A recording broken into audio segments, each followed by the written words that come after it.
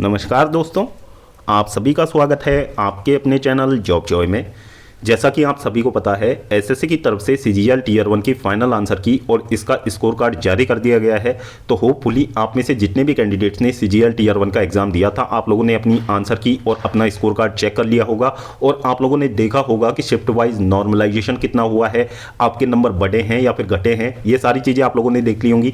इसके अलावा CGL tier 2 के लिए सिटी इंटीमेशन भी जारी कर दिए गए हैं। तो जितने भी कैंडिडेट्स का टीयर 2 का एग्जाम होने वाला है, होपफुली आप लोगों ने अपना एग्जाम सिटी चेक कर लिया होगा। तो इस वीडियो में हम सेफ स्कोर के बारे में बात करने वाले हैं। जो आपकी 4200 और 4600 ग्रेड पे की वैकेंसीज होने वाली हैं, उनके लिए सेफ स्कोर कितना रहेगा आपका कैटेगरी वाइज, पूरी जानकारी आपको इस वीडियो के माध्यम से मिलने वाली है। तो वीडियो को आप लोग अंत तक जरूर देखिएगा और चैनल पर यदि आप लोग पहली बार विजिट कर रहे हो तो सभी सरकारी भर्तियों की लेटेस्ट और ऑथेंटिक अपडेट्स पाने के लिए चैनल को जरूर सब्सक्राइब करें, साथ ही बेल आइकन को भी प्रेस कर लें, जिससे कि आने वाली वीडियोस की नोटिफिकेशन आपको समय पर मिलती रहे। तो दोस्तों, जैसा कि आप सभी को पता है, इस बार सीजीएल टीयर 2 का जो एग्ज़ाम है आपका, वो सिंगल शिफ्ट में कंडक्ट होने वाला है। ये अपने आप में काफ़ी अच्छा डिसीजन एसएससी का रहने वाला है, क्योंकि जब एग्जाम आपका सिंगल शिफ्ट में होगा तो आपकी जो फाइनल मेरिट है वो रॉ स्कोर के बेसिस पे तैयार होगी। इसमें आपका जो नॉर्मलाइजेशन फैक्टर है वो एलिमिनेट हो जाएगा।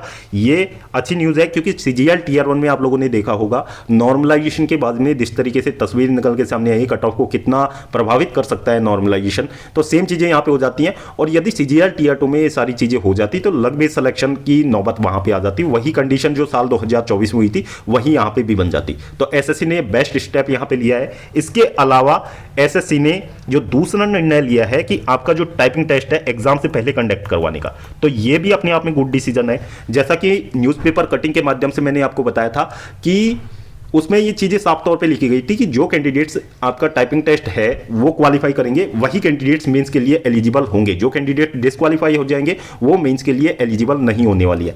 अब ये चीज़ें जो है एसएससी की तरफ से अभी तक क्लियर नहीं की गई हैं, लेकिन यदि ऐसी चीज़ें हो जाती हैं तो आपका जो कट ऑफ है वो काफ़ी हद तक डाउन आ जाएगा।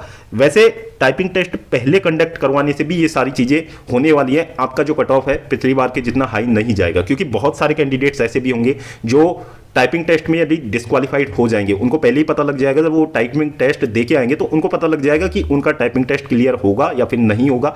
तो बहुत सारे कैंडिडेट्स ऐसे भी होंगे जो एग्जाम को स्वतः ही स्किप कर देंगे। बहुत सारे ऐसे भी कैंडिडेट्स होंगे जो कि एग्जाम देंगे भले ही उनका टाइपिंग टेस्ट कैसा भी रहा हो। तो ये सारी चीज़ें होने वाली है।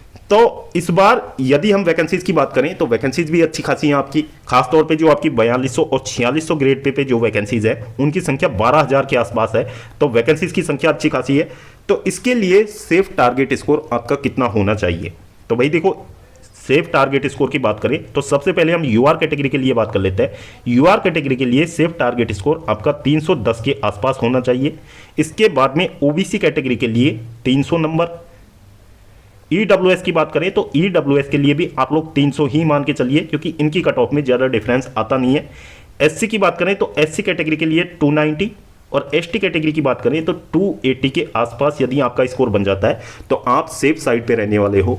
इतना ही आपका टारगेट स्कोर होना चाहिए। और यदि मोक्स में आप लोग इतना स्कोर कंसिस्टेंसी के साथ में कर जाते हो तो आप ये मान के चलिए कि एग्जाम में आप यहाँ से 10 या 12 नंबर ज़्यादा ही लेके आओगे, क्योंकि मोक्स का जो डिफिकल्टी लेवल होता है वो ऑलवेज एग्जाम से अच्छा खासा देखने को मिलता है। तो 10 से 12 नंबर आप लोग ज़्यादा ही लेके आओगे यदि इतना स्कोर आप लोग कंसिस्टेंसी के साथ में कर रहे हो तो। अब इस बार की यदि हम बात करें तो टाइपिंग टेस्ट आपका काफ़ी मेजर रोल प्ले करने वाला है।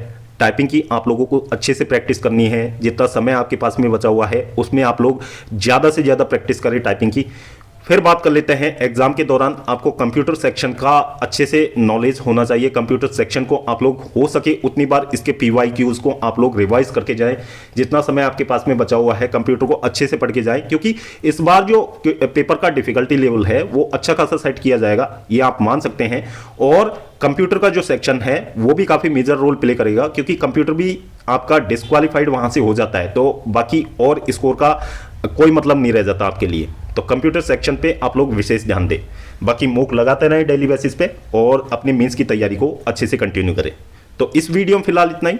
जल्द मिलते हैं एक और लेटेस्ट अपडेट के साथ। तब तक के लिए स्वस्थ रहें, तंदुरुस्त रहें और अपनी फ्यूचर एग्जाम्स की प्रिपरेशंस को जारी रखें।